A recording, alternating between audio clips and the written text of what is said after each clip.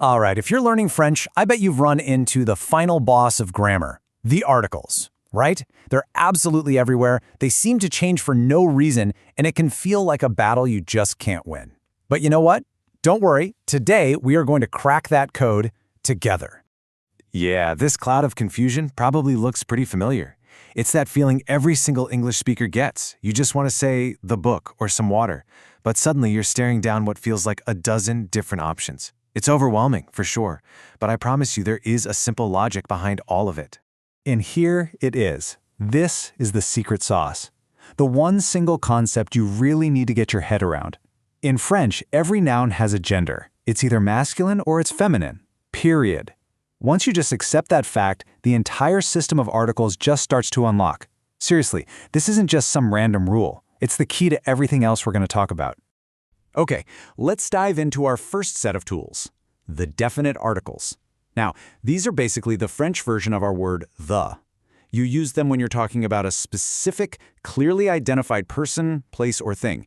You know exactly which one you mean. So here's how it breaks down. For a singular masculine noun, you use le. For a singular feminine noun, you use la. Now, if that noun starts with a vowel or one of those silent H's, both le and la get shortened to L'. It just helps the words flow together nicely. And for any plural noun, it doesn't matter if it's masculine or feminine, it's always les. See? Pretty straightforward. And here's what that looks like in the wild. In English, we just say the for everything. But in French, the noun's gender is the boss. You just have to know that village is a masculine word, so it's le village. And ville for city, that's feminine, so it has to be la ville. Océan starts with a vowel, so it becomes l'océan. It all comes back to the noun. Okay, let's move on to the next set of tools in our kit. This is where things start to build. We're talking about indefinite articles. These are your French words for a, an, or some.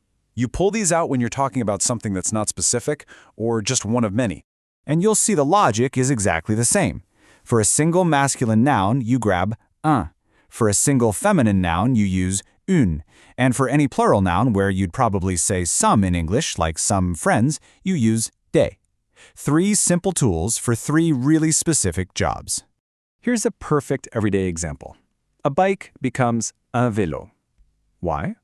Simply because the word for bike, vélo, is a masculine noun in French. It really is that straightforward once you know the gender. All right, now for the one that tends to trip people up a little bit, the partitive articles. The best way to think about these is as your special tool for talking about a part of something, or an amount you can't really count, like water or bread, or even something abstract like courage. The main idea here is unknown quantity. You're not talking about one whole thing, you're just talking about a piece of it. In English, a lot of the time we just drop the article and say, I'm drinking water. But you can't do that in French. You need the partitive.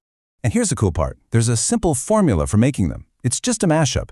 You take the word de, which means of, and you combine it with the definite article we just learned. So de plus le gets squished together to become do.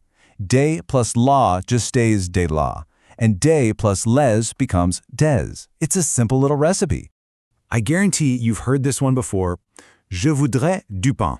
I would like some bread. You're not asking for all the bread, just an unspecified amount. And since pain is masculine, it's de plus le, which gives us du.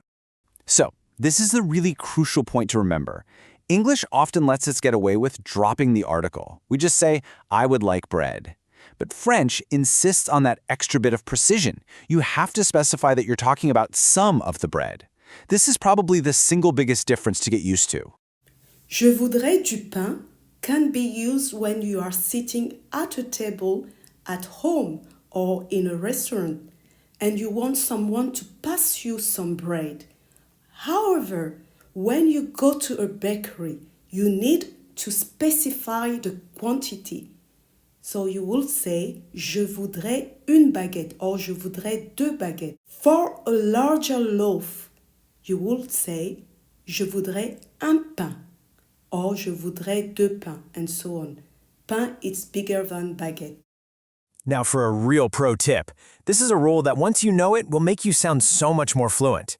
It's all about what happens to these articles when you make a sentence negative. So check out how this works. In a positive sentence, you'd say, elle a des amis. She has some friends. But when you make it negative, that des just simplifies down to de. Elle n'a pas d'amis. It's like the quantity becomes zero, so the article changes to reflect that. Same thing with partitives. Ce village a du charme becomes ce village n'a pas de charme. But of course, it wouldn't be French without an exception, would it? And this is a big one. That whole rule we just talked about, changing the article to d in a negative sentence, well, it goes right out the window when you're using the verb être, which means to be. Just take a look. If you say, c'est du fromage, it is cheese, the negative version is ce n'est pas du fromage. See that? The article, du, it doesn't change. When you use the verb to be, you're defining the very essence of something, what it is. So even when you say what it's not, that article holds its ground. It's a small detail, but it's key to sounding natural. And that's really it. We've totally cracked the code. It all boils down to this one simple mental checklist. The next time you're about to use a noun in French, just pause and ask yourself, am I talking about a specific identified thing? Is it just one of many, a non-specific thing? Or is it an uncountable amount of something? You've got this. So what will you try to describe first?